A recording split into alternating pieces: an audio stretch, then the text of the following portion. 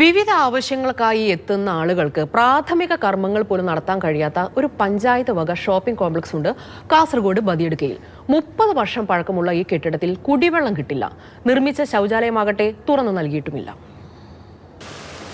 തുണിക്കടകളും ബേക്കറിയും medical ഷോപ്പുമെല്ലാം Badiyadka panchayat വക shopping കോംപ്ലക്സിൽ പ്രവർത്തിക്കുന്നുണ്ട്.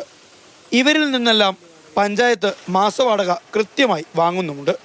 എന്നാൽ സൗകര്യങ്ങൾ ഒരുക്കി നൽകുന്ന കാര്യത്തിൽ അധികൃതർ തികഞ്ഞ പരാജയമാണ്. സ്ത്രീകളടക്കമുള്ള വിവിധ സ്ഥാപനങ്ങളിലെ ജീവനക്കാർ വലിയ പ്രതിസന്ധിയിലൂടെയാണ് കടന്നു പോകുന്നത്. ഇവിടെ കുറേ കൊല്ലം വർക്ക് ചെയ്യുന്നത്. അപ്പോൾ വാഷ്റൂമിന് ബുദ്ധിമുട്ടാണ്. അപ്പുറത്തെ ബിൽഡിങ്ങിന് പോകുമ്പോൾ പറയുന്നു, പിന്നെ കുടിക്കാൻ വെള്ളമില്ല. പലതവണ പരാതി പറഞ്ഞെങ്കിലും അധികൃതർ തിരിഞ്ഞു നോക്കുന്നില്ലെന്നും നാട്ടുകാർക്ക് ആക്ഷേപമുണ്ട്. ഓരോ നിലപാട് ഒന്നും മൈൻഡ് ആക്കുന്നില്ല.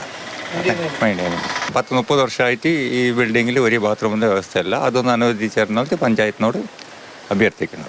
എന്നാൽ കെട്ടിടവുമായി ബന്ധപ്പെട്ട സാങ്കേതിക പ്രശ്നങ്ങൾ പരിഹരിച്ചു വരികയാണെന്നതാണ് പഞ്ചായത്ത് നൽകുന്ന വിശദീകരണം. ടോയ്ലറ്റിന്റെ സംവിധാനം ഇപ്പോൾ പെട്ടെന്ന് നമ്മൾ നടപ്പിലാക്കും. ജനങ്ങളുടെ കുറേ ബുദ്ധിമുട്ടുകളാണ് നേരിടുന്നത്. അപ്പോൾ കുറച്ച് നമ്മളെ പഞ്ചായത്തിൽ സ്റ്റാഫില്ലാത്ത ബുദ്ധിമുട്ടിലാണ് ഇങ്ങനെ 5 കൊല്ലത്തേക്ക് ഇങ്ങനെ പെൻഡിങ് വന്നിട്ടുള്ളത്. ഈ ദുർഗതി മാറാൻ ആരോടാണ് പരാതിപ്പെടേണ്ടതെന്ന ആശയക്കുഴപ്പത്തിലാണ് ഇവിടെയുള്ള നാട്ടുകാർ.